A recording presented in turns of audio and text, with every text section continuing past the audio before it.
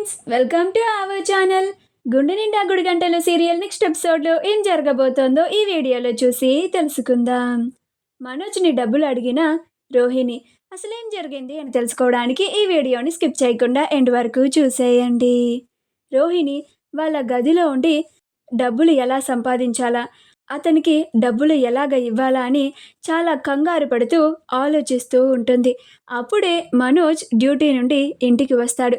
అప్పుడు రోహిణి మనోజ్ని చూసి, ఒక పని చేద్దాం, మనోజ్ని డబ్బులు అడిగితే ఏమన్నా హెల్ప్ చేస్తాడేమో కదా, ఎలాగో మనోజ్ ఇప్పుడు జాబ్ చేస్తున్నాడు కదా అని రోహిణి మనోజ్ అని పిలుస్తుంది. అప్పుడు మనోజ్ ఏంటి రోహిణి అని అంటాడు. అప్పుడు రోహిణి ఏంటి మనోజ్ ఇవాళ త్వరగా వచ్చేసావు అని అంటుంది. అప్పుడు మనోజ్ చెప్పాను కదా రోహిణి, వర్క్ ఎక్కువ ఉంటే నేను ఇంటికి త్వరగా వచ్చేస్తాను అని, అందుకే ఇవాళ కూడా త్వరగా వచ్చేసాను అని అంటాడు. అప్పుడు రోహిణి అలాగా మనోజ్ నాకు ఒక హెల్ప్ చేస్తావా అని అంటుంది. అప్పుడు మనోజ్ దాందేముంది చెప్పు రోహిణి, ఏం హెల్ప్ చేయాలి అని అంటాడు. అప్పుడు రోహిణి నాకు కొంత డబ్బు అవసరం పడింది, నువ్వు నాకు కొంచెం డబ్బు ఇస్తావా అని అంటుంది. అప్పుడు మనోజ్ డబ్బెందుకు రోహిణి అని అంటాడు. అప్పుడు రోహిణి ఇప్పుడేం చెప్పాలి, ఒకడు నన్ను బ్లాక్మెయిల్ చేస్తున్నాడు, వాడికి డబ్బులు పంపించడానికి అంటే నా అసలు చరిత్ర అంతా మనోజ్కి తెలిసిపోతుంది, ఏం చెప్పి మనోజ్ దగ్గర నుంచి డబ్బులు తీసుకోవాలి అని కంగారు పడుతూ ఉంటుంది. అప్పుడు మనోజ్ ఏం మాట్లాడవేంటి రోహిణి, డబ్బులు ఎందుకు నీకు ఇప్పుడు, అంత అవసరం ఏమొచ్చింది అని అంటాడు. అప్పుడు రోహిణి దేనికో చెప్తే కానీ నాకు డబ్బులు ఇవ్వవా మనోజ్ అని అంటుంది. అప్పుడు మనోజ్ అలా అని కాదు రోహిణి, అంటే దేనికో తెలుసుకుందామని అడిగాను అని అంటాడు.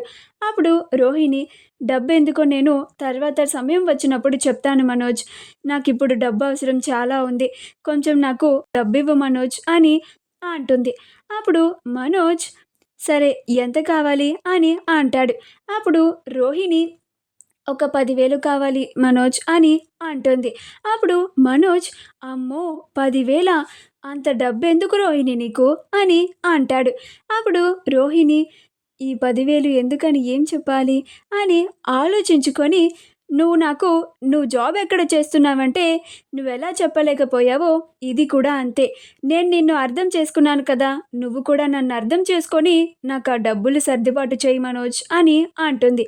అప్పుడు మనోజ్ సరే రోహిణి, కానీ అంత డబ్బంటే ఇప్పటికిప్పుడు ఎక్కడి నుంచి తీసుకురాగలం అని అంటాడు.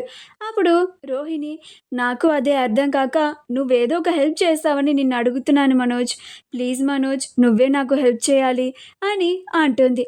అప్పుడు మనోజ్ నా దగ్గర డబ్బులు లేక నేను వెళ్ళి ఆ హోటల్లో పనిచేస్తూ ఉంటే ఈ రోహిణి ఏంటి నన్ను వచ్చి 10,000 అడుగుతోంది అని అనుకుంటూ ఉంటాడు. ఈలోగా అక్కడికి ప్రభావతి వస్తుంది. వాళ్ళిద్దరూ మాట్లాడుకున్నది ప్రభావతి ఎక్కడ వినేసిందో అని చాలా కంగారు పడుతూ ఉంటారు.